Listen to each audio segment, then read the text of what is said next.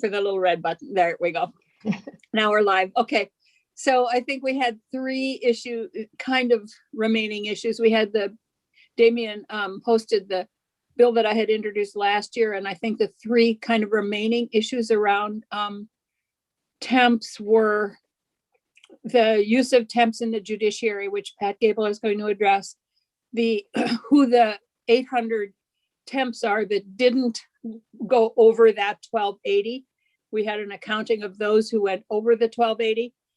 And then the issue of benefits for temps and what that means. So I think the committee, am I right here in this thinking that those were the kind of outstanding issues for us around temps? Brian? Okay. All right, great. Madam Chair? Yes. The only other issue in that bill that was left unaddressed was the issue of temps who have worked, or the proposal that temps who have worked 1,280 hours in 2 or more years be converted over to classified employees so they can be part of the union. That was also in that bill. It was in that bill. I didn't know if we needed to address it or not, since we heard about a detailed explanation of everybody that did go over 1280 and why they did it. And it seemed there was probably one person that would have fallen into that category. But we can address that if we want to. I just wanted to make sure that I noted that. Yep, so. Thank you. Yep. Yes, Senator Clarkson. And at some point, I would just want a reminder of what temps get, what benefits temps get when. And I know we've addressed a little bit, but to me, that's also a piece of all this. Right. That was the third issue on my list, was the benefits. So with that, I think I know that Patricia Gable has some time constraints here. So I think we'll go to you first and talk about the use of temps in the judiciary. Yeah, thank you, Madam Chair, and good afternoon, committee. I'm Patricia Gable. I'm the Vermont State Court Administrator. I'm very aware that you have a very short, even after I finish testifying, you have a very short period of time to cover a number of issues. So I'll try and be as organized as I can. And I believe what I'll try and do is supplement my testimony with a written memo to the committee so that we can keep it brief for now. And so in my bullet points to address, I'd like to talk about the current guidelines that the judiciary uses for temporary employees, how those changed as a result of a VLRB decision, so you can understand how we're guided. The second is to specifically address security personnel, particularly in the Costello Courthouse, and why we've continued to need to use temporary employees there. The third is the committee had asked, if you were going to be fully staffed, well, what would that take? And I can address that briefly, but as I said, I'll follow that up with a memo. And so the judiciary has its own bargaining law, and we have a collective bargaining agreement.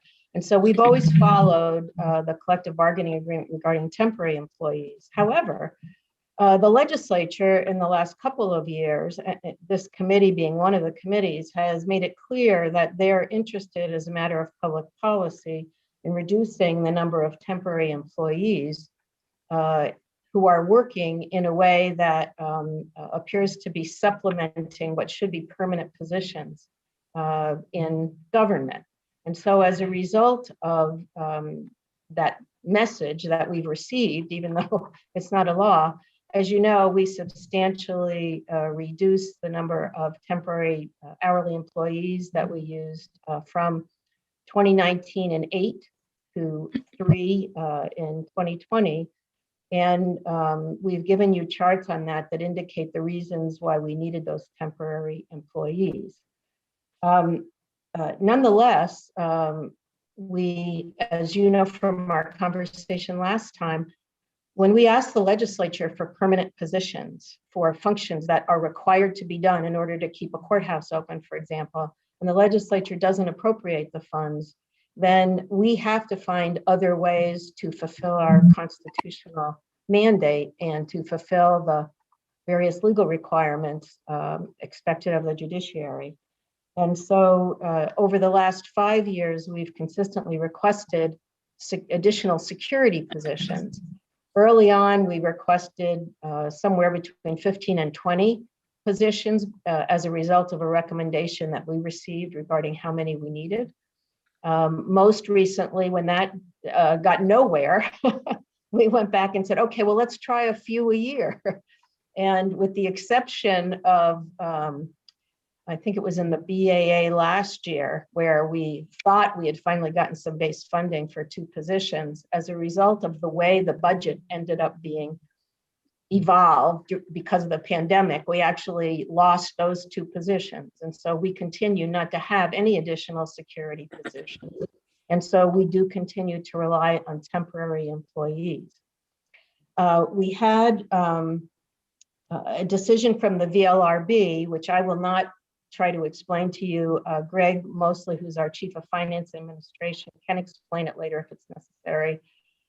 Essentially, even though we don't have any funding for permanent positions or limited service positions beyond what we got in the CARES Act funding, which we are using, the VLRB decided that if we had temporaries working in the judiciary for more than 2 years, that they should become limited service employees, which provides them certain benefits in the judiciary, although limited service employees are still only supposed to be used when there's funding that's dedicated to their employment. As a result of that decision, VSEA and the judiciary are now trying to work through the complications of that, because some of those limited service employees did not want to be permanent employees in the judiciary, did not want the benefits because they were already state government retirees. And so that's something we're working through as a part of that proceeding, but we are trying to manage now under 3 different standards. One standard is what we've always done, which is use temporary employees for backstopping temporary needs. Second is trying to honor the message we've received from the legislature regarding the number of hours you would like to see temporary employees not exceed in a year. And the third is the VLRB decision asking that they not, or directing that they cannot remain as temporary employees if they're employed more than 2 years. And again, if I've gotten that technically wrong, Greg will correct me on that. In response, excuse yes. me, wait 1 second. Senator Clarkson, did you? Yeah, your internet got a little wobbly on point number 2. So I hate to ask, but could you repeat number 2 after backstopping your temp needs and the VLRB decision? What was number 2? Your use of temp employees. So I thought that was, so the other one was what we've heard from the legislature. And what we've heard from the legislature is that you would prefer that temporary employees not exceed 1280 hours. And so what we've been trying to do is manage the use of temporary employees in that context as well, because we're trying to respond to the public policy issues that I assume are behind your requests. I did look at what would it take, how many permanent employees would we need if we were to not only meet our current evolving needs because of the way we're transforming in technology, but also in particular address the extraordinary challenges created by the pandemic. And so we're expecting that the pandemic is going to have an aftermath of more than 2 years, that there are going to be multi-years affecting the justice system. And that isn't just the court system, but all the players in the court system that will be impacted by the pandemic. And so I think, as most of your committee members already know, one thing we did that was helpful is that we dramatically escalated the adoption of technology in the judiciary in order to enable remote proceedings, both on behalf of judges and court staff, and also on behalf of litigants and attorneys and other professionals who appear in the courts. And so because of that, we've been able to remain open as a court system. On the other hand, I think all the legislative committees understand that conducting proceedings remotely in this way does not move proceedings along in the same way you can do it in person. And therefore, we also have that experience, and we also have what's most concerning to us, that after almost a year, we still haven't been able to hold a jury trial, although we're working very hard on that. All that to say, and I can try and back it up a little bit in writing for you, that if you were to urge your colleagues on the appropriations committees to give us the permanent positions that we would need so that we would not need to turn to temporary employees, we're looking at something like 25 additional permanent positions in the judiciary. And that's a combination of positions that provide support not only to people working in the judiciary, but also to lawyers and self-represented litigants in ways that enable them to continue to interact with the judiciary with the new technology. And also, especially for, I call them unrepresented litigants, most call them self-represented litigants, that more and more our court system is operated in a way that they can navigate it in the ways that they need if either they're unable to obtain counsel or they, for whatever reason, choose not to have counsel.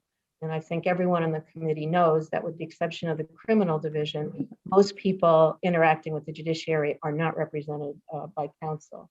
And so in addition to those roughly 25 positions, there's another caveat, which is there's expungement legislation that we have some already, and there is additional expungement legislation proposed this year.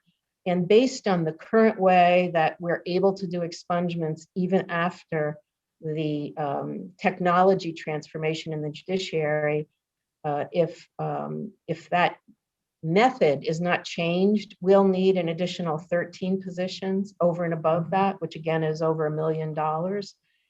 Judge Grierson and Terry Scott, our Chief of Trial Court Operations, are trying to work with subject matter committees and with the other justice partners, some of whom have similar kinds of impacts, to find a way to meet the policy needs for allowing people to move on with their lives, be able to get jobs and rent housing and get mortgages and the like, but do it in a way that doesn't have such a serious impact on the justice system. And so that's another pressure that we face. And we also have some one-time needs for using retired judges and temporary court staff, but those are one-time needs. And we do have one-time funding that comes about as a result of the crazy ways we've had to budget and the like during the pandemic. And so I don't present those one-time needs because we believe right now that we'll be able to manage those. So I'd be happy to cover more, but I think that's the high points. And as I said, Greg's certainly there to answer more of the technical questions.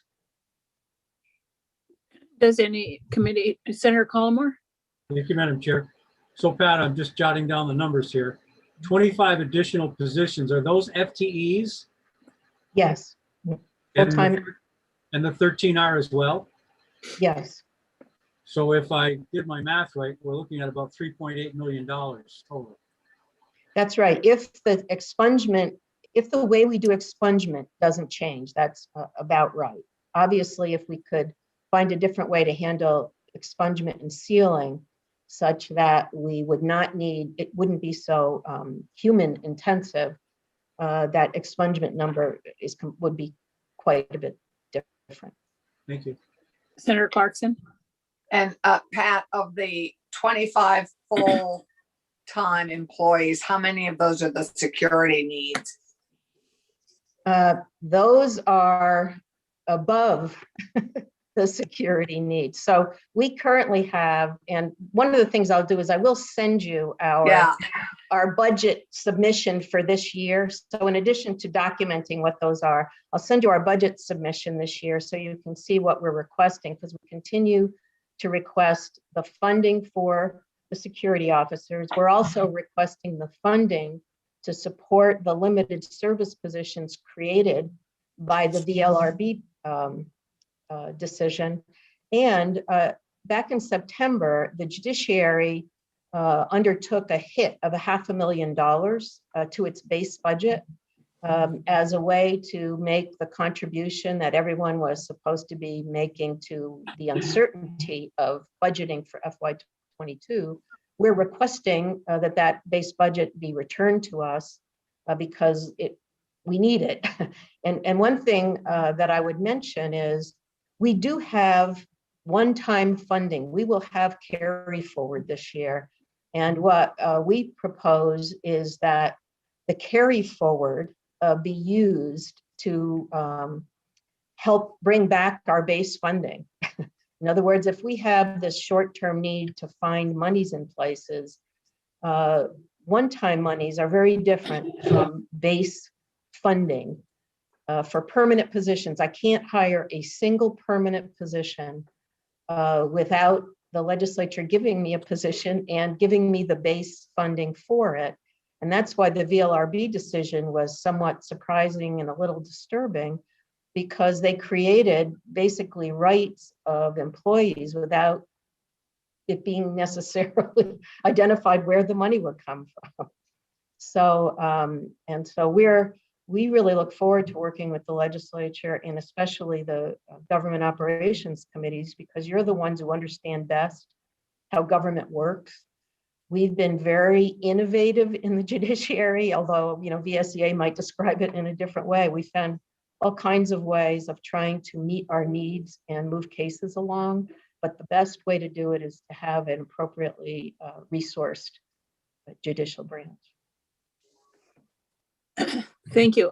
I do have to say, and I apologize, Pat, for not getting back to you again about the security issue, because I have been talking with some people and there are some suggestions about how it's still gonna increase your budget, but how to solve that particular issue, but that doesn't. So, all right, committee, are there any other questions here about the use of because what we're talking about here is the use of temporary positions. And actually, I will say that at 6:30 tonight, VSEA is doing a thing on the general kind of underfunding and lack of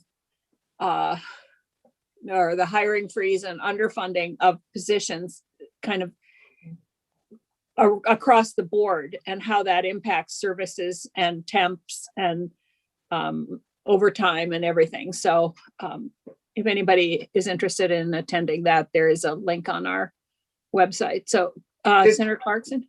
Yeah, is that sort of like the VSEA dinners that we're not having? Yes. When did we get invited to that? I seem to have missed that altogether. I sent an email out earlier, late morning, early afternoon. Yeah. Oh, just today? Yes. Yes. Oh, thank goodness. Okay, Yeah. right. So anyway, I just say that this is an issue across this state. It isn't just in judiciary, but because judiciary is kind of a separate branch, we have to deal with it in a little bit different manner. But and I would say, Madam Chair, that sometimes there's this very rough approach where some people will say, well, we'll starve the beast. They say they need X and we're going to give them Y and let them figure it out. And maybe in other times, I've never thought that was a great way to budget, and maybe in other times it was viable. in this time of what the pandemic has done to our ability to meet minimum needs, we really do need a partnership to look much more carefully at constitutional and programmatic issues and look at budget issues from that point of view. And the idea of just, automatic cuts or, not funding roll up of the Pay Act and all of that, those things just eat away at the ability of people to do their work. It's very demoralizing. Well, and the requirement of us to provide access to justice. I mean, we have a requirement to do this, unlike many other areas of state government. So. Okay, any other questions for Pat? We probably won't be able to solve your issue today. Where's your wand? Where's your wand, Madam Chair? In the State House. I know, we need your wand for Pat. Maybe I'll ask Bloomer to send it to me. He sent me the rules of the Senate today. Okay, any other questions, committee, for Pat before I know she has to leave us? And I will say this whole, anyway, we also will be talking to Senator Sears, because Judiciary is also looking at the budget for Judiciary. Right. And so as just before you leave, Pat, if you'd be kind enough to remind us the number of temps you currently have to use as a result of everything you sort of painted the picture of. How many temps are you now using in Judiciary? So it depends on how you categorize them. So we carry assistant judges as temps because they're employees of the county. We have retired judges, we have retired managers, so you leave all of that out. And so the reports that we're giving you are reports over the 1280.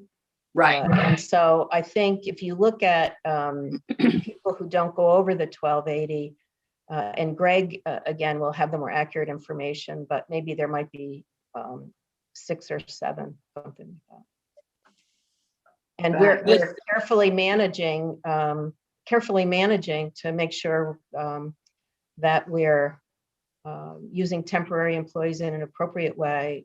For example, we need more docket clerks than we have as we do the transition for Odyssey, the case management system. So we really need them. We need fewer temporary security officers right now because the foot traffic's down.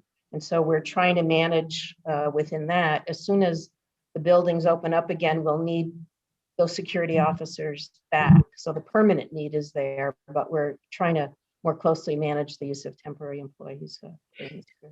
Did you say 6 or 7 who do not go over the 1280? I want to defer to Greg on that because I don't know the answer to that. Greg's there. Yeah, So, are you there? Yeah, our report from January, I believe, had 3 temp employees that had gone over the 1280 this past calendar year. And the year before that, I think there were 8. So right now, right now, what we have a lot of temporary employees doing temporary docket clerk work. And those are, for the most part, they're there because as the courts go on to the Odyssey case management system, what happens is you have to scan paper files in on current cases. And so we need temporary employees to come in and support the courts while we do that. So I should say at the moment, we have a lot of temporary employees who haven't gone over any of those limits. And we'll manage that so that they don't. And just to remind the committee, the other category of employee we have in the judiciary is we have limited service employees who are funded by our CARES Act funding.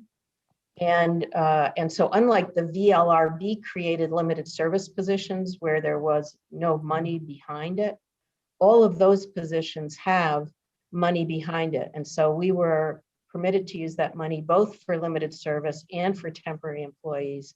And that's what we've been doing. So for the most part, those additional positions are not in that count of 25 permanent employees, additional employees that we need, because we see the work that they're doing now as temporary, but some of those 25 positions include what are called operations assistants. These are new employees in the judiciary, and they're brought on by the CARES Act, and they're the people who help provide support for the video remote hearings. They've been a life godsend for the judges and court staff. And so they provide technology support to the committee. So Greg, I might have brushed over some technical issues or misstated something. So is there anything that you could correct at this time? Nothing to correct. So that was all accurate. Okay, thank you. Thank you very much. I think Greg can stay on after I'm gone.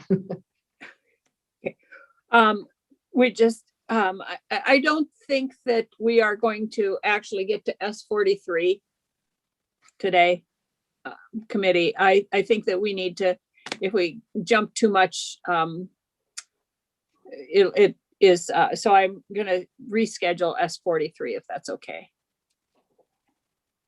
So Becky, I think that Becky was having a conflict there. So anyway, so I guess we're not going to solve the judiciary issue today. That's true. So when I am looking at this, I'm looking at the when we heard the other day, we got a breakdown of all the people who'd gone over 1280 in the executive branch, and that made sense to me. And I have to say, and if there are only 3 in the judiciary that have gone over 1280, I don't see the issue of the people that go over 1280 as an issue.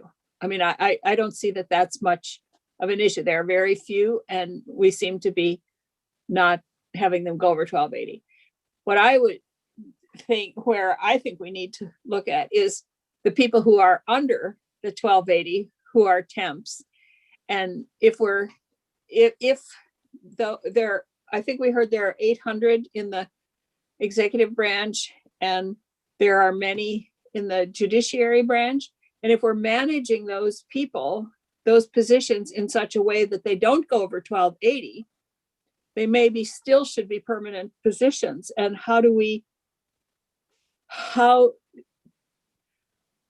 because if I'm working and I get to 1240, so then I go to another job or I am not there anymore, or it's designed so that I only work 1240 hours, and then somebody else comes and works another 1240 in the same position. Is that not an issue that we should address, as opposed to the number of people that go over the 1280? Did that make any sense to anybody at all? Sort of. No, I want to ask committee members first. Yes, I think, instead of looking at the outliers there's like 1 or 2, we should be addressing all those folks that we think, or some of us think, need benefits if they're going to continue to be employed. Yeah. Senator Colmar? Thank you, Madam Chair. As I recall, though, they do get some benefits. We Right. took testimony last time so I'd like to see what the difference is between full-time and not full-time in terms of the benefits and how close they mirror each other. Dan, if you want to just refresh ourselves, Dan sent us the list of benefits. I think it's under Dan's name as a witness. Dan, didn't you send us the benefits that temp employees get? Yes, we sent you a pretty comprehensive list. Right. It's the estimate for all temporary employees in 2020 if they received half the classified employee benefits. I do remember that. Yeah, Mhm. and it's you could pull it up under Dan's name if you go to Dan as a witness. So So I think that I'm not even thinking about benefits here when I was saying that. What I was thinking about is if we have 800 temps in the executive branch that have not gone over the 1280, Right. why do we have 800 temps working? And are we managing them so that they don't go over the 1280 in a way that doesn't then run afoul of the law? Or are they really temps?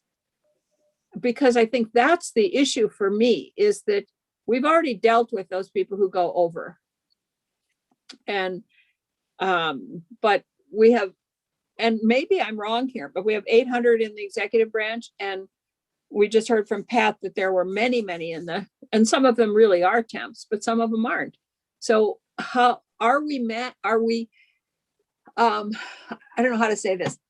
Are we artificially managing those people so that they don't go over the 1280, so they don't run afoul of the law? That's my question. And if that is the case, then how do we address that?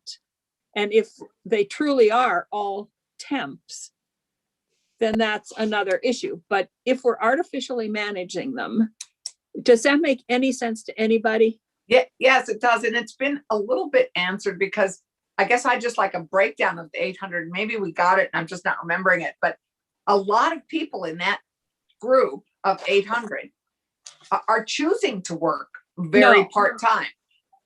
No, that isn't. We didn't. Is that hear not any, the case? I thought that was the case.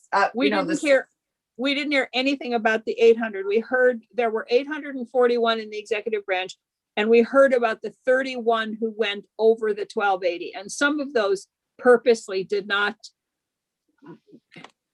Oh, Dan will have to clarify. I thought that there were people who specifically were retired, or for whatever reason were choosing to work only temporary hours. Yeah. But so Dan, can you help us here understand if of the and maybe Amy, who those people are, and leaving aside the 500 and some seasonal people, because that's a different category. Right. Yes, if I may. Yes, please.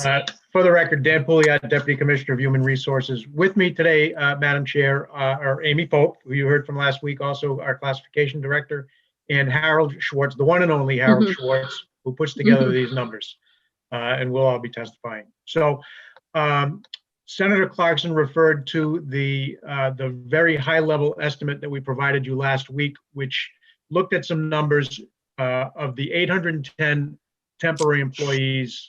If we were to provide benefits to all of those people based on an average number of 1,040 work hours, for all of them, and it was a very large number.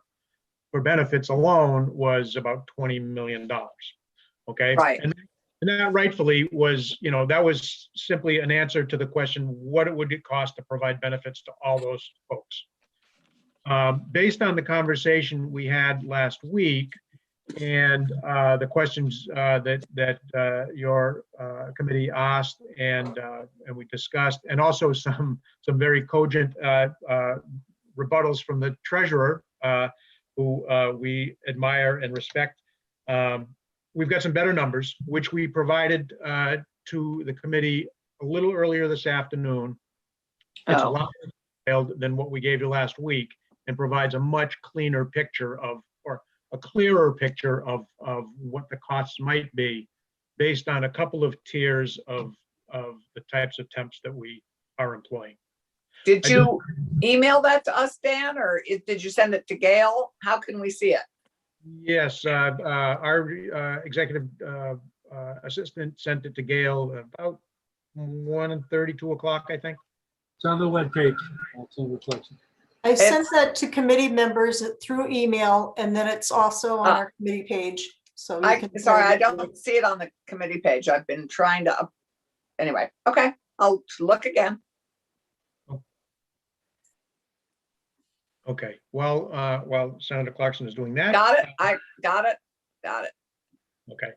I did want to address the benefits that temps already receive, if I could for just a second. Should note per statute that temporary employees already accrue sick time once they achieve a certain number of hours, and they can accrue up to 40 hours of sick leave per year.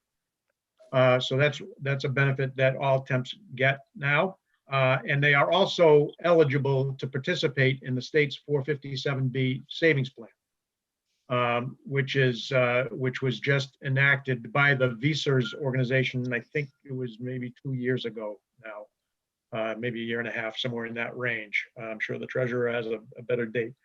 And I do want to address the fact that we had a number in last week's presentation for the state's retirement contribution, and the treasurer was correct in saying that our number was high because we were in an effort to be simplify things rather than too complicated. We had lumped together the retirement costs as well as OPEB costs for employees and lump those two numbers together. We've split those out for the presentation we gave you today.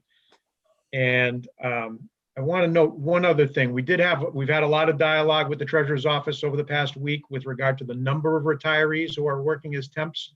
And I think Ram from the treasurer's office, along with Harold from DHR, have kind of centered in on a number that's they're pretty close on.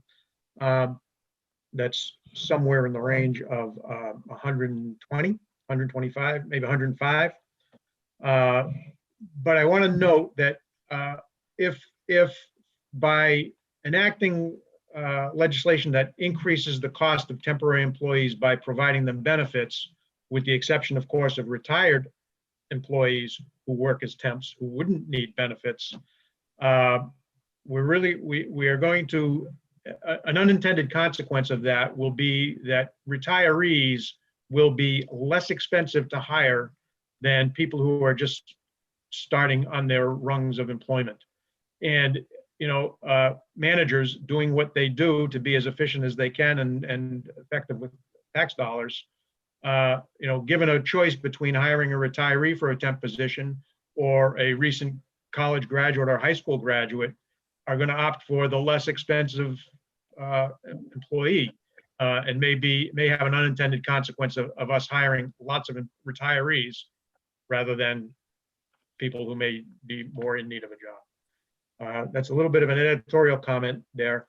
But with regard to the numbers, I think the best thing for me to do, if you have those numbers in front of you, the spreadsheet we sent you this afternoon, is I'm going to turn it over to Harold, who has calculated some more granular results of the question, how much would it cost for the tranche of employees who work over 1,040 hours versus those that work less than 1,040 hours in a year, and what those numbers look like, and give you a little better clarity on what the differences are.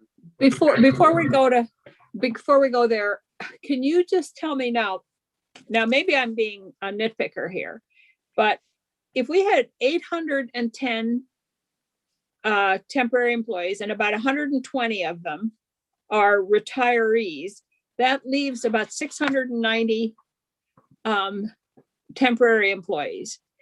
Are we artificially scheduling or managing those employees so that they do not go over that 180? Are they truly temp? Those 700 people, are they truly temporary employees, or are they temporary employees so that we don't have to deal with them making those positions permanent?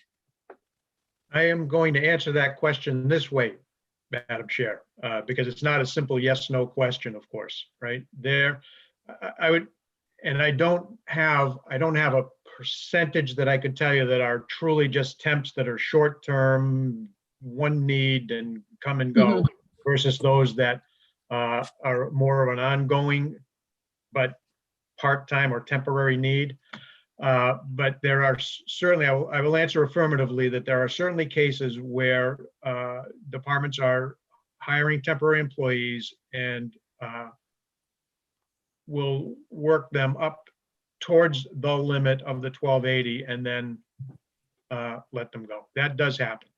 I don't think that's the majority of the cases by any means, but I know that we do in the branch manage some people that way. I would say that the majority, the majority, I'm sure, are more of what normal people would consider a temporary job. You start at some point in time to complete a project or to do a fill-in job for a period of time. You come, you go. But there are people that recur, and the data will show that Harold put together. The data will show that in 2019 and 2020, there were several hundred people that worked both those years. Most of them much less than 1,040 hours, but there are 60 of them that worked both years, more than 1,040 both years. Right. And I mean, I can see that there are temporary jobs that might even be every year you need a temporary employee in that job. But I'm just concerned that we are hopefully not managing those temporary employees so that we don't have to address the actual need for the job. That if even 500 of them were temporary at half time, that might be an additional 80 jobs that we should be filling that we're not filling because we keep hiring temporary employees to fill those work requirements. That's my concern. Right, and I'm glad you phrased the question that way, Madam Chair, because that helps me answer it in I think a clearer fashion. There are, I don't know of any specifics, and I'm sure it's just a handful, if any, of people who of temporary employees who come in, are hired, work for say half a year, 1,040 hours, and then are let go, and then we hire somebody else to do the same job for the next 1,040 hours. That I don't have any indication that any of the departments are doing that. Right. Okay. In other words, making up a full-time job out of two part-time jobs. That's not happening. Okay. Well, Yes, Senator Clarkson. Well, I mean, yeah, at a certain point, that just cost, that makes no sense from a cost point of view, because the cost of onboarding people is expensive. I mean, that's the cost of training and getting people up and going is also a cost. Dan did mention that there were some retirees that they, were kind of up against that limit that they were aware of and were maybe, it was sort of hit your concern, I think, Madam Chair, but not, anyway. There are clearly some people in this group that I would think would be hit some of your concerns. Well, there's a huge difference between part-time and temporary. Right. I was a part-time employee for 8 years in my position. But does this chart clarify the difference, or are they all temporary employees, Dan? This chart is in the data we were asked to put together, and which we do, is that's temporary employees. So not people who are considered part-time. No. Got it. Yeah. There is a huge difference there, and we don't want to mix them up necessarily. You can have permanent part-time jobs, or you could have temporary full-time jobs, as far as I'm concerned. But anyway, okay, Harold, does any other committee member have, I do know that I'm going to go to Harold, and then I know that Vince, you had a question or a concern, and we'll hear from you also. Okay. You are muted, Harold.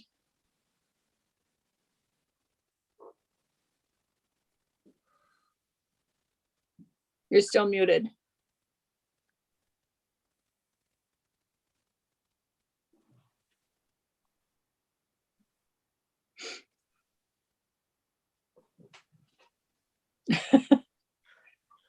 Okay. Are you talking? You're still muted. There I you got go. it. Oh, I got there it. he is. Sorry about that. Harold Schwartz, Director of HR Operations. Yeah, I took a closer look at the data. I'm going to look at the spreadsheet as I talk. We've been talking about, 800 temporary employees in 2020. Actually, there were 840 temporary employees in 2020. What I did for the purposes of this chart, though, was I took a look at those employees who worked both in 2019 and 2020. And I excluded those who didn't work in both of those years. So the totals do not add up. The 575 temps do not add up to the 840. The remainder of the 265 did not work both of those years. And then what I did was I averaged the hours for each of those people over both of those years. And if an individual's average hours were 1040 or more, 1040 is half of full time. I included them in the 1040 or more hours, and if it was less, I included them in the lower level. So as we work through that, those are the categories. And then what I also did was I had an indicator for retirees. There were actually 145 retirees in the entire 840 temp pool. Ram and I worked through those numbers, so we came to a reconciliation on that. But not all of them were in the group that I mentioned, because some of them didn't work both of 2019 and 2020. So if you look down on column B, lines 13 and 14, and you do the subtraction, there were basically 105 temporary employees who were retirees. So the other thing that I did was I then took this group and I pretended like they were classified employees. What additional benefit costs would there accrue to the state, and what additional benefit costs would they incur to get their benefits? Because some benefits, there's a share that the employee shares. For example, on health insurance, the employee shares 20% of the premium and the state takes the other 80% share. Life insurance, 75-25. Dental insurance, the state pays the whole premium on that one. So if you want some more of the detail on the various benefit considerations, if you look down under the assumptions, that will tell you how I did all that. I used single coverage for health insurance as an estimate in our less expensive health plan, but it's our most popular health plan. And then I also, and you can walk through those assumptions and ask me any questions if you'd like. I also broke out the retirement piece. Currently, the retirement contribution by the state is 21.4% of the value of somebody's pay. That's the state, what the state puts in, but that is split between pension and OPEB, other post-employment benefit. Beth can explain both the pension and the OPEB much better than I can, but I split those two costs out so you can see what those are. And then I summarize the other benefits, which would be dental, life insurance, the employee assistance program, and the value of accrued leave. For a classified employee in their first year of service, they would get 12 days or 96 hours of accrued sick leave and separately 96 hours of accrued annual leave. So that's a bit more than a temporary employee can accrue at this point. So then I added up the benefits, and you can see that in column G for the various groups. And then moving along to the next set under employee compensation, I put in what the amount that is estimated from my calculations that the employees would be paid. And then this is it. And then I calculated what the cost of their share of the benefits would be. And then I subtracted the two, so you can see that their pay isn't necessarily what their net pay is. And then after that, then they have deductions for, taxes and all that. But benefits do cost them some money. I guess that's the point. Their 20% share on health insurance, some on life insurance, the Social Security FICA piece. Excuse me, just a second. Moving down, I took an average per employee, and you can see all that data down below.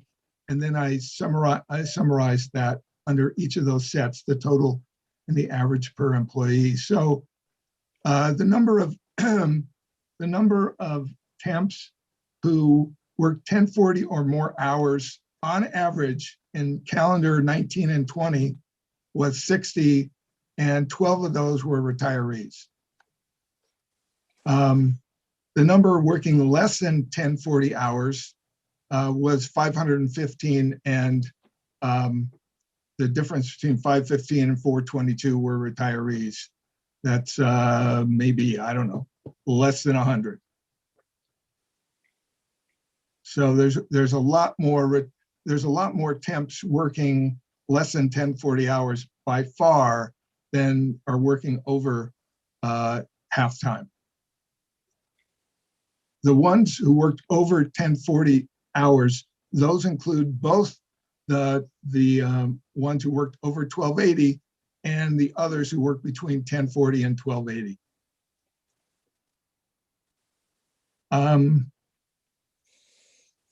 I'm trying to think if there's anything else. I did not include the seasonal employees. So the benefits would cost something for any of these groups if you gave benefits to all the employees who work in both years. So in other words, if they were temporary employees in 2 years in a row, the benefit costs would be about $2.5 million. If you gave it only to temps who worked 1040 or more hours 2 years in a row, it would be more like $1 million.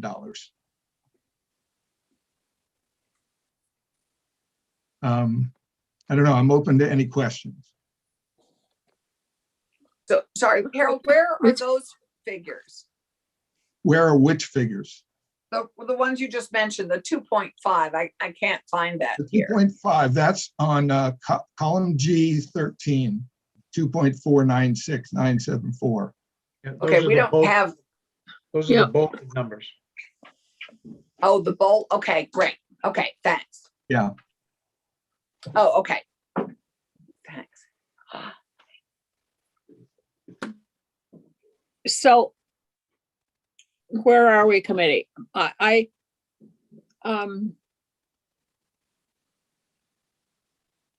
Committee, where? Oh, Vince, did you want to weigh in first? Yes, thank you. Just briefly, again, it looks like judiciary is making an effort to address their use of temp workers. And the fact that the numbers they report are low, I think is actually good news, because it's been the constant vigilance of VSCA and the committee that has brought those numbers within a manageable number.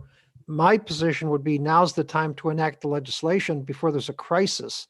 So we take care of 2 or 3 now and avoid there being, if we lose sight of this issue and move on to other issues, we come back in 2 or 3 years, there might be 20, 30, 50. There could be numbers where we used to see them 8 or 10 years ago.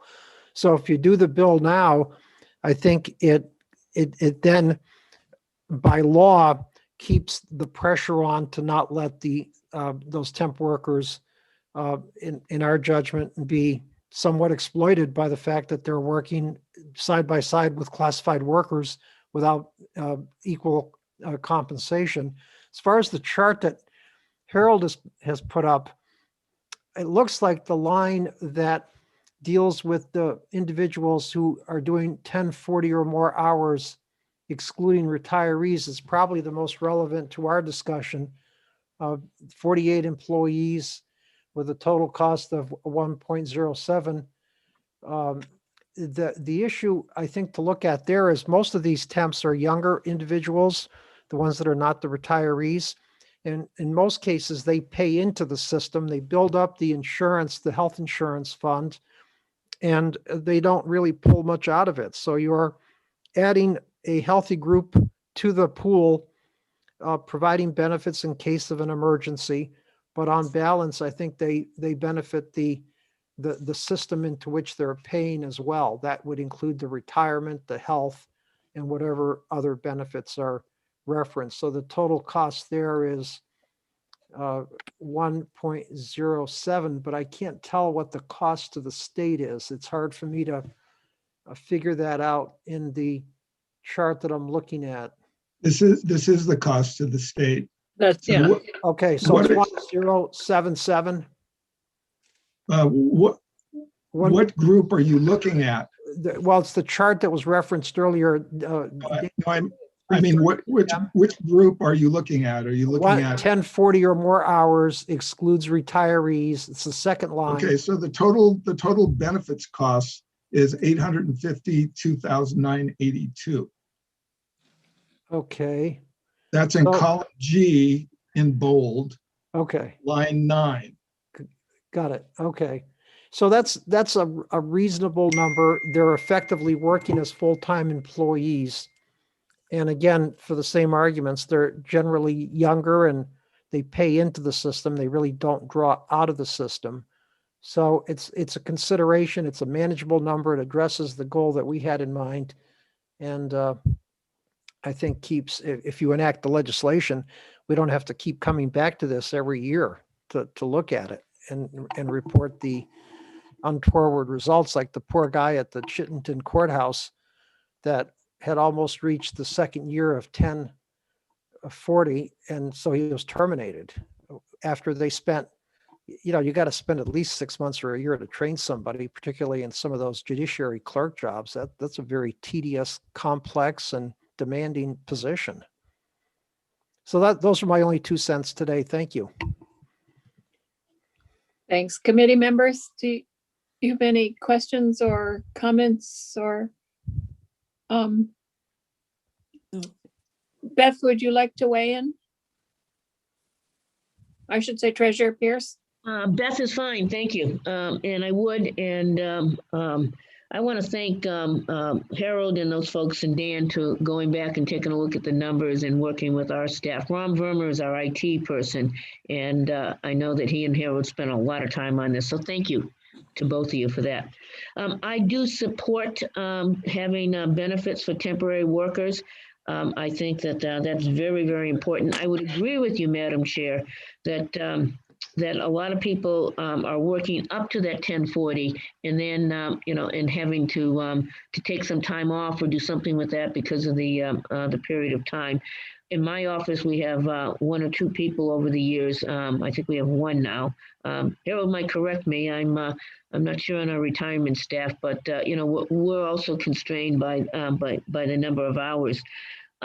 We talk about folks having a lifetime of financial well-being. That's kind of our mission in our office, and we think very, whether it's financial literacy, the most recent Green Mountain Retirement Program, which is going to provide retirement benefits or the opportunity for retirement benefits for people that are employed in businesses that have 50 or less employees. So we think that this is consistent with that, and that from my end, I think that we should be providing benefits. I would agree with Vince's comment that, that they're working side by side with people. They should be treated equally. And I remember on February 2nd, Vince used an example of an employee that the executive branch had been 22 years as a temp. And I'm not sure if that was for illustration or what, but that sounds pretty tough for me. And I think that we should take a look at it. They would need to meet certain requirements in terms of years of service, and I think that you've addressed that with the 2 years. For me, there would be some logistical issues in the retirement. We'd have to take a look at how we count hours, how we count the years, and Beth, you just muted yourself. sorry about that. So that I think that there are administrative issues, how many years you worked, how to count those, how to define it. We can figure those out, how we calculate that and convert it to years. Again, I think that those are not insurmountable things from our office. And I think that a retirement benefit is very important. The distinction with OPEB, just to let folks know, OPEB refers to other post-employment benefits, which is anything other than your pension, and that really is healthcare. And that is administered through human resources, the benefits, and then we pick up the folks and pay and manage the retirees, but they would get the same benefits that they would receive as employees with our current model. And folks that are hired prior to 7108 get 20% on their own and 80% subsidy. Folks that were hired after 7108 have a tiered structure. They have to work.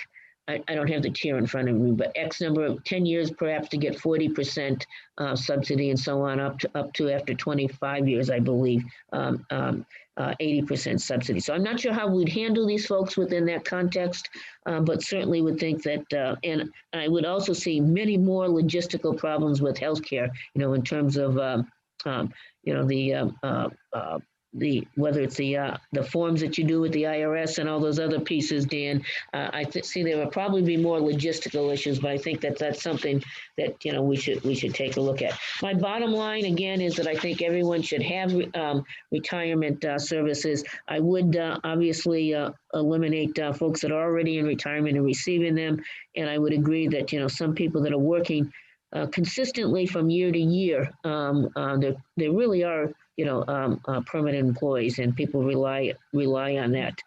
So I would support that. And again, go back to my bottom line is everybody should have an opportunity for retirement services and an opportunity for financial well-being. And I think it's great for the economy, because when those young folks or older folks, I didn't say old, I said older folks, have or mature. Although I'm older and I'm not sure I'm that mature, but they should have they're economic generators. When they spend money, they buy goods and services, and that helps the economy. And we talk about demographics all the time, and the fact that we have a population of young folks that do not stay here because of benefits, the issues of housing, and that they look for jobs out of the state, which is very unfortunate. We want them to stay. We want them to be part of the economy. We should provide them adequate benefits to do so. And that is my testimony, and I'll take any questions. Thank you. Committee, any questions for Beth? I have some logistical questions about how so I start working, and I'm working 20 hours a week, which would end up being the 1040. Yep. Do I start getting my benefits immediately? Because you don't know that I'm going to be working 1040 hours in this year. I might only work 80, and then the job is over, or I leave. So when does somebody start accruing, and then does it go backwards so that I start accruing and I start paying in immediately, or when do I start? And do part-time people, with permanent part-time people, do they have the same benefits, and are they prorated? Okay, so again, I think the only benefit they have right now is sick pay and the ability to be in the deferred comp program. So part-time folks, if we were to, oh, you mean part-time permanent? I mean part-time permanent. Okay. I'm gonna have to defer to my benefits person who is not in, unless Dan or Harold want to help me out with that. I don't know how we handle part-time permanent on our payroll system. I'd have to check that out. Yeah, I can speak to that. Thank you. Permanent part-time, they would accrue their accrual of their sick leave and annual leave is prorated by their percentage of their schedule. Like if they're half-time, they accrue at half, but they pay full amount for the health insurance, and they would pay a full amount for the life insurance. And not retire. So we would be and let me just finish. Retirement is based on their pay. So if they're working part-time, then the retirement piece is part-time. So we would be paying, under this scheme, we would be paying more for temporary employees than we're paying for permanent part-time. Why would I want to become a permanent that's part-time? not true. That's not true. I thought that we would be paying 80% of their healthcare benefits. That's correct. So it's 80% of a fixed dollar amount that's not prorated. Okay. So we would be paying more be paying the same amount for the temps as we would pay for the permanent part-times. That's the way I costed it. Oh, I thought you said that for permanent part-time, they pay for the entire healthcare benefit. No, they pay their entire portion. It's not prorated by their hours is what I meant. Got it. Okay. So Senator, there would have to be some decisions about that. As I said earlier in my testimony, healthcare is a little more complicated than retirement. Employees hired after 7108 have a prorated process. As I said, 10 years to get 40% subsidy, and then you move up the scale depending on your years of service. I would think that some possibility, and again, I'm doing this a little bit off the top of my head here, some approach would be to convert those part-time hours to full-time equivalents or years of service, and take a look at it that way for healthcare benefits. I think we'd have to talk a little bit more about that. In the retirement, the same thing. You'd have to be vested, which means 5 years of service. So you would need to have some system of converting hours to years of service. And again, those are not insurmountable. I think we need time to talk about those.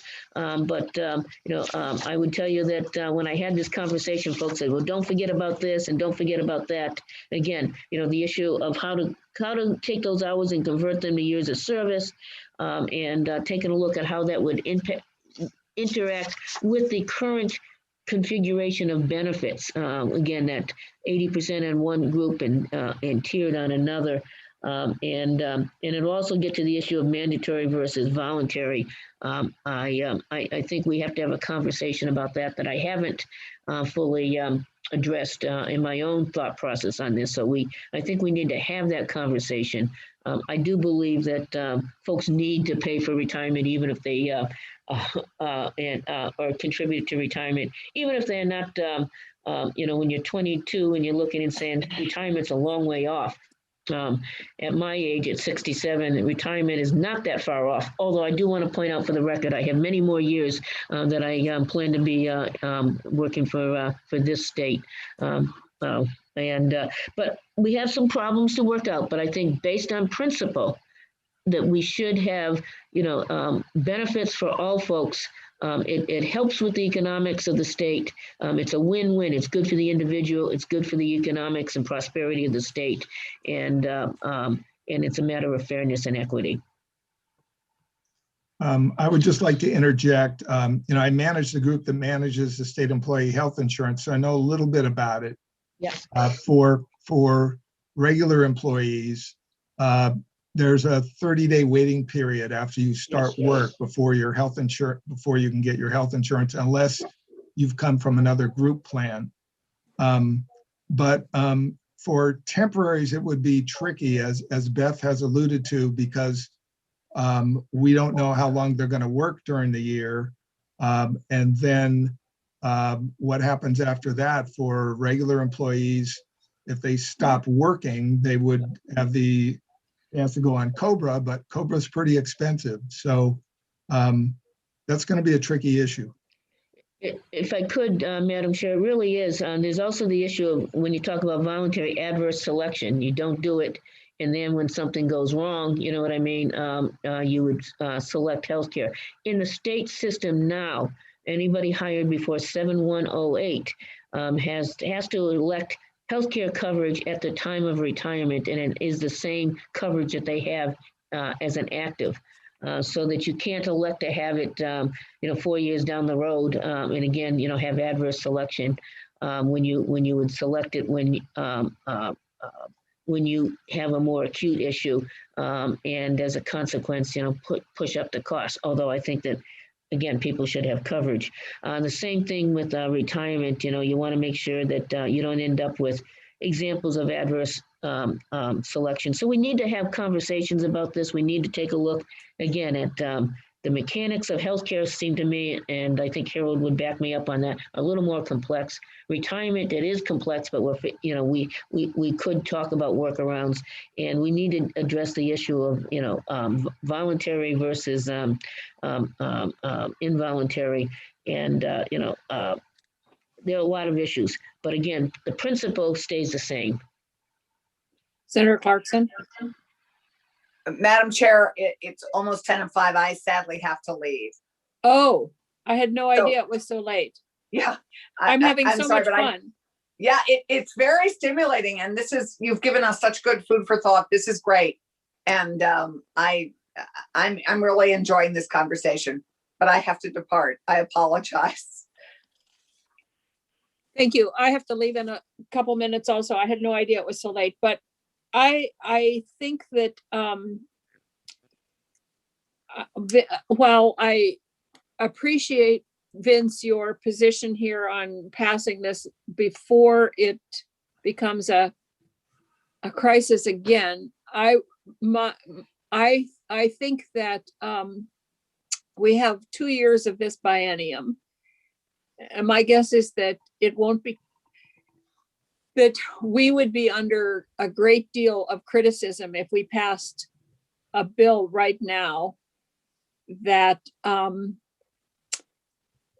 that addressed the I'm not talking about the benefits here, but that addressed the 1280 issue, since there are so few people who fall into that category, and that could grow again, and that this administration has clearly done a good job of getting that down, and that could grow again, and we don't want it to get there. But I just think that given the time we have, which is 2 weeks before crossover, and the issues that we have in front of us, I'm not sure that this is an issue that we have to pass before March 12th. That's just my take on it, and any other committee member weigh in if you on that.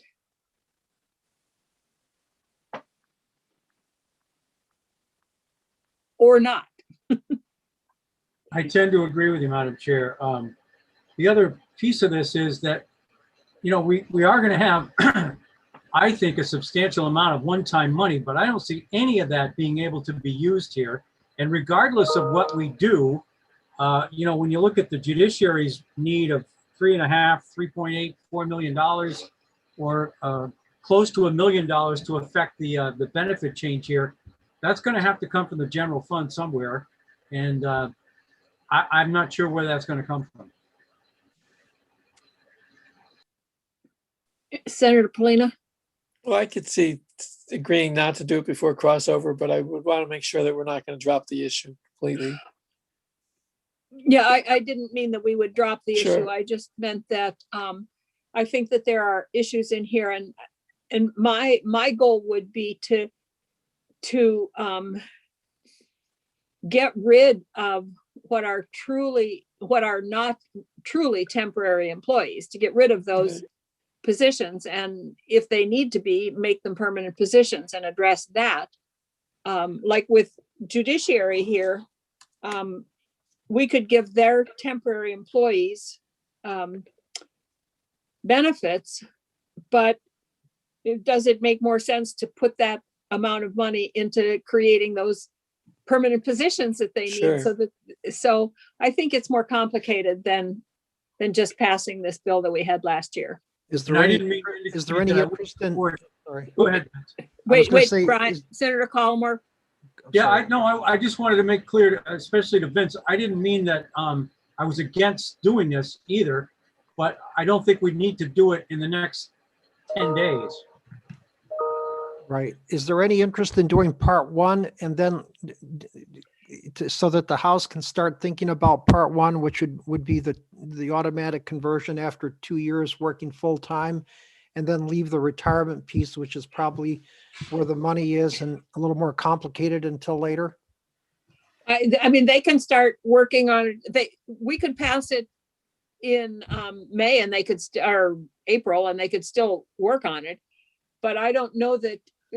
I think that is one of the other piece is very complicated. You're right, but that is the piece that I think we would be under some criticism because for spending time on it, because it isn't an issue right now. The 1240, there were only what we heard from judiciary was, I think that there were 3 people that fell into that category.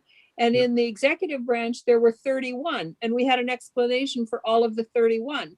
So we would be spending time on an issue and passing a bill that isn't an issue right now. Does that make any sense? Did I say that right? I understand, but it's an issue for the 2 or 3 or the 31. I mean, it's an issue for them. That we heard, Vince, we had an explanation of every one of the 31 of why they went over. So I'm not sure how we would, I mean, 20 of them were for COVID purposes. Right. That isn't likely to happen Yep. again. And some of more people who were retired and didn't want to work more than that. I mean, so what do you think, committee? Senator Rahm, do you have any thoughts on this?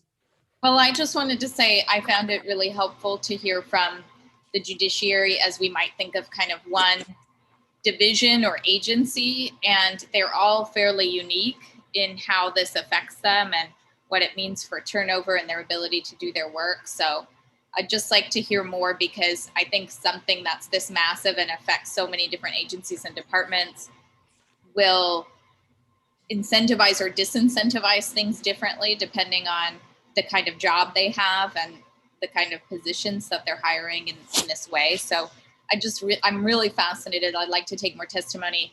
The chart that we have is really helpful. I wasn't clear. The last thing I'm struggling with is where the 800 person figure came from. Because just from looking at this chart, I just want to know if there's another piece of data that I'm missing. Well, we were told that that the executive branch, Dan told us that there were 810 temporary employees. Okay, I couldn't make the math work on the. Actually, if I can interject, there were 840 temporary employees in 2020, but not all of them. Am I muted? No, you're fine. Oh, but not all of them worked both 2019 and 2020. So I only used people that worked both years. Yeah. So there were 575 people out of the 840 that worked both years, and then I focused on that.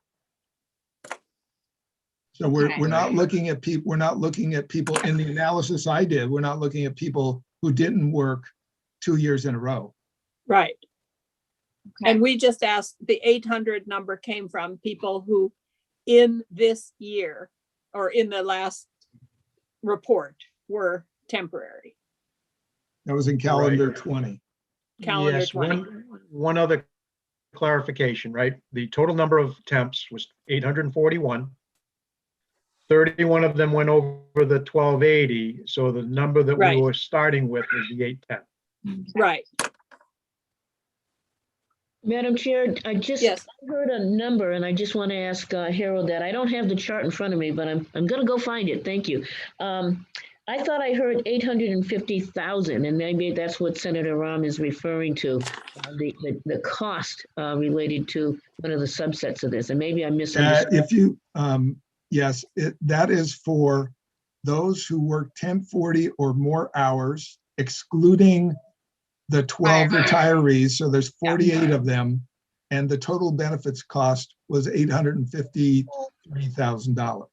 Okay, and I can even see that number pretty clearly in bold.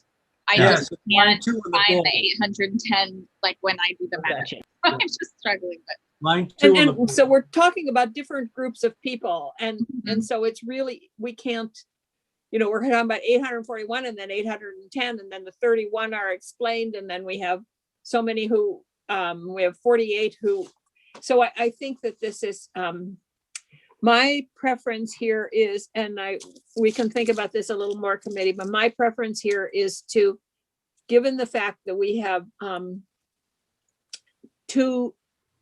days left to get things over to the House, is to finish up the other things that we're looking at, including S43, and take this up in more detail after crossover. And it might be 2 weeks after crossover, and we can send it over to the House and they can start working on it. It doesn't mean that it won't happen. It just means that, but we can think more about that and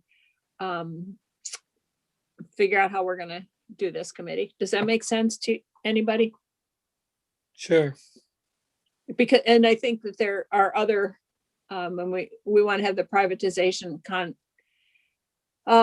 conversation also, but, and I have to say that were we in the State House, I think we could easily address many of these issues, but it is so hard in this remote world.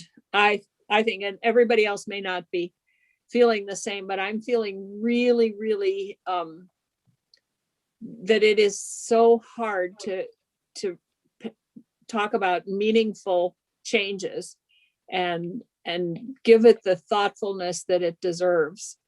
And this is a decision that I think requires a lot of thoughtfulness. So I agree. Me too. okay. So Vince, I'll see you at 6:30. Yes, you're all invited to join us at 6:30. We sent the link. It's about and Beth may want to join us as well. We're hearing from the grapevine that if there are changes made to the retirement system that will cause each individual employee to do their own calculation and figure that they better get out now before the getting gets worse, there may be a fairly significant exodus of experienced senior staff. Oh, So we're going to talk about the shortages at DOC, the shortages at AOT. The AOT state workers are getting picked off by municipalities in and outside Vermont. And I think it would be good if you could join just at least for a few minutes, half an hour, 45 minutes. so I misunderstood. I did not know that this was focused on the retirement issue. I No, thought it's this was not. focused. It's not. It's just that Okay. I've heard through. I just brought it up just because Beth's on the phone on Zoom, but these are all issues swirling around the heads of these longtime workers, and a lot of them are being forced to work mandatory overtime, and Yeah. they're under a lot of pressure. So, Yeah, that's what Madam I Chair- understood, was that it was just talking about the hiring freeze, the the shortage of workers, the empty positions, the Right. inability to fill positions. So that's, okay. Right. So Madam Chair, Nelson. if I could just do one thing on that, stretch your patience for one more minute, which It is, I won't be able to literally has to be, because in 30 seconds, I have to be in another Sure. meeting. we have said repeatedly that we would expect, we're not advocating, nor would I see a situation where the legislature would say it's effective immediately and you do not have time Yeah. to make your choices. That's not the way that anyone would operate. We want to give people time. I explained this at the retirement board meeting, and I said this in legislative sessions. There would not be, you have it today, and all of a sudden you got to do something. People will have time to work their decisions, and we will be available to help that. Yeah, no, I think that's been made clear, but there are shortages of staff in every department and every agency right now that are affecting services provided to Vermonters, affecting overtime, affecting temporary workers and budgets. So, Totally agree. okay, thank you, committee. Thank you all. Thank you.